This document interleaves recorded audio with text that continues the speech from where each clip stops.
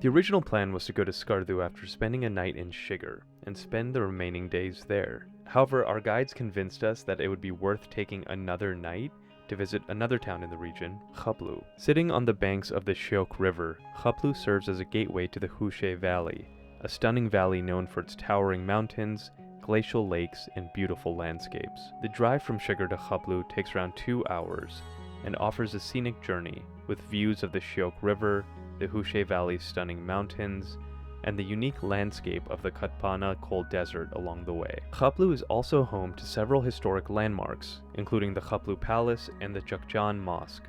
These landmarks are examples of traditional Islamic architecture and offer visitors a glimpse into the region's rich cultural heritage.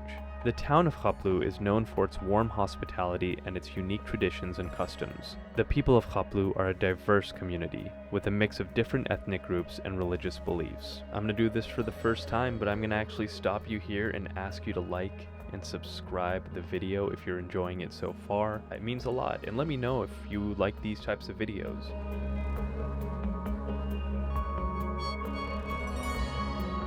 Our first stop in Khaplu was Chaqchan Mosque. Chaqchan means a place where people come to pray in the Balti language, which is the native language of the region. The word Chaqchan is derived from the Balti words Chaq, which means prayer, and Jan, which means place of or location. It was built in the 16th century by Mir Sayyid Ali Hamdani, a prominent Islamic scholar and Sufi saint who played a key role in spreading Islam throughout the region. While some sources mention that the mosque was built in the 16th century, other sources suggest that it may have been built earlier, possibly in the 14th century in 1370. This is the same person who is said to have built Amburik Mosque, which we had seen in the previous episode. According to a legend about how the mosque was built, Mir Sayyid Ali Hamdani hired a skilled craftsman to create a wooden pillar to support the roof of the building. The craftsman, who was known for his expertise in wood carving, worked tirelessly for days to create the perfect pillar. When the pillar was finally complete, Mir Sayyid Ali Hamdani was so impressed with the craftsman's work that he asked him what he wanted as a reward. The craftsman replied that he did not want any material reward, but only that the mosque be named after him.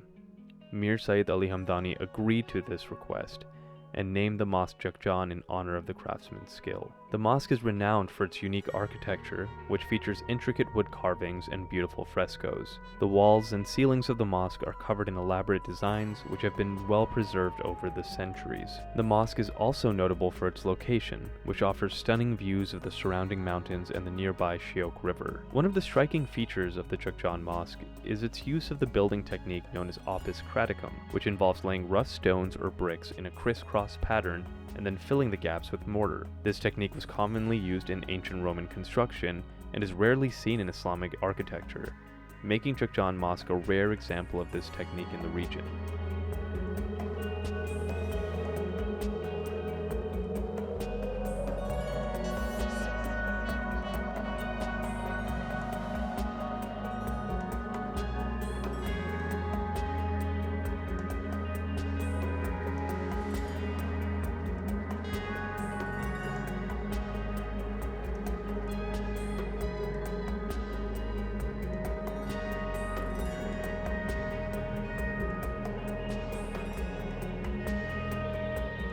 After visiting the mosque, we drove to the most eastern point we would reach during this trip, Masherbrum Viewpoint. The viewpoint offers a stunning panoramic view of the Hushe Valley and the surrounding mountains, including the majestic Masherbrum Mountain, also known as K1. Masherbrum is known for its distinctive shape with sharp ridges and snow-capped peak. The mountain is a popular destination for mountaineers and has been at the site of several successful expeditions over the years. However, it is also a notoriously difficult mountain to climb, with steep and treacherous slopes that require technical expertise and experience. From the Masherbrum viewpoint, we were able to see the mountain's impressive massif, which includes several other peaks and glaciers.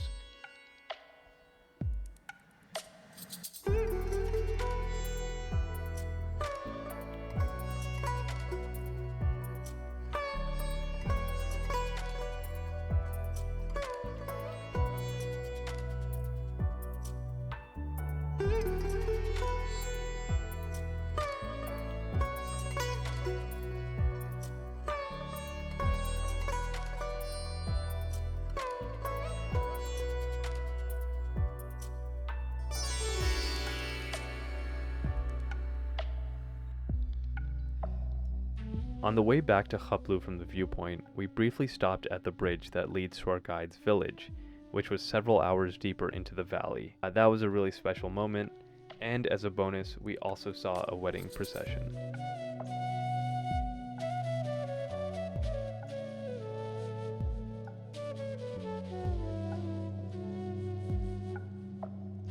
After visiting the viewpoint, we headed to Khaplu Palace, which would be our accommodation for the night.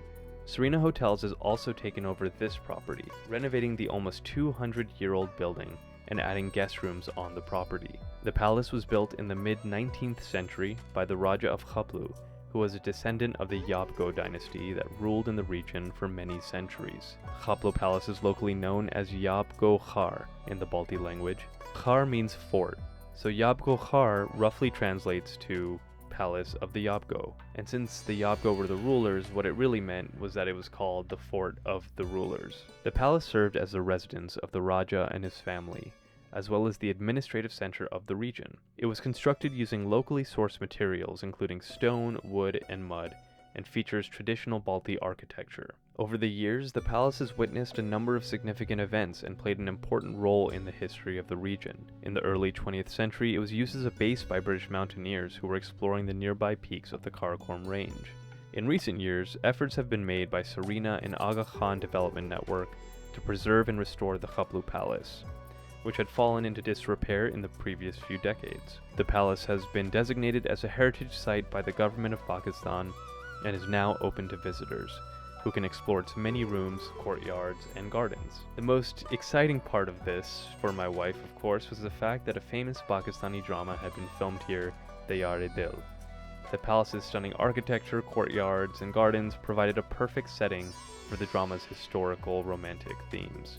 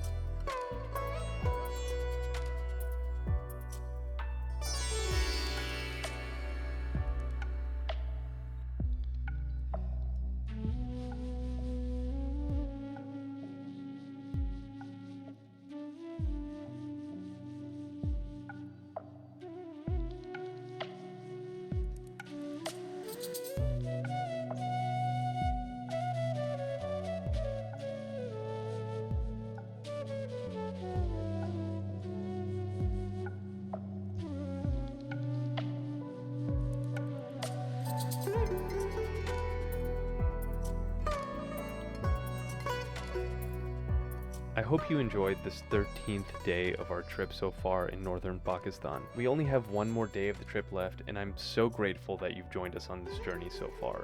So what did you think of Khaplu? Did you like it? Did you not like it? Was there stuff that I missed that you wanted to hear about? Let me know in the comments. I'd love to hear from you all and get a sense of the types of things I should be talking about in these videos. Thanks so much for hanging out with us, and see you guys in the next one.